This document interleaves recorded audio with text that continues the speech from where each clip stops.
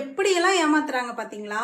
இன்னைக்கு காலையில ரசம் சாதமும் உருளைக்கிழங்கு பொரியலும் வச்சேன்.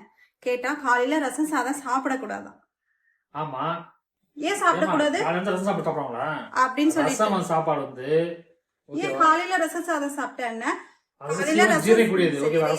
சரி இரு. காலையில சாப்பிட்டா உடம்புல எதுவுமே நம்ம வெறும் உடம்பு சாப்பிட்டோம்னா இப்பதான் நான் கேள்விப்படுறேனே இத ரசம் சாதம் காலையில சாப்பிடக்கூடாதுன்னு சொல்லிட்டு. காலையில ரசம் சாப்பிட மாட்டேன்னு சொன்னனால நான் இட்லி செஞ்சு தேங்காய் சட்னி வச்சு அது தாளிக்கலன்னு சொல்லிட்டு சண்டை போட்டு தாளிச்சு நான் கொடுத்து அனுப்புனேன். சாப்பிட்டு போனாரு, இல்ல எடுத்துட்டு போனாரு. ஓகேவா? காலையில. ஆனா இப்போ கீரை சாதம் எனக்கு நாளைக்கு செஞ்சு கொடு அப்படின்னு சொல்லிட்டு கீரை வாங்கிட்டு வர. அப்ப வெறும் வயிற்றுல கீரை சாப்பிடலாம், வெறும் வயிற்றுல ரசம் சாப்பிடக்கூடாதா? இது என்ன நியாயம்? ஏமா கீரை வந்து கீரை சாப்பாடு சாப்பிடலாம், ஓகேவா? அது ஒண்ணும் ஆகாது.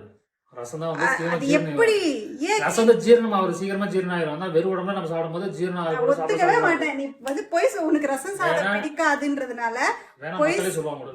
சரி நீங்களே சொல்லுங்க, ரசம் சாதம் காலைல சாப்பிடணுமா சாப்பிடக்கூடாதுன்னு? ரசம் சாதம் உனக்கு பிடிக்காதுன்றதுனால எனக்கு 2 வேளை காலையில பரபரன்னு செஞ்சேன். மதியானம் சாப்பிடலாம், மதியானம் சாப்பிடலாம். ஏன் காலையில சாப்பிட்டேன்னா ரசம் சாதம் உருளைக்கிழங்கு பொரியல் சாப்பிட்டாங்க. யாருமே காலைல சாப்பிட மாட்டாங்க. சரி நீங்க சொல்லுங்க, ரசம் சாதம் சாப்பிடலாமா வேணாமான்னு சொல்லிட்டு.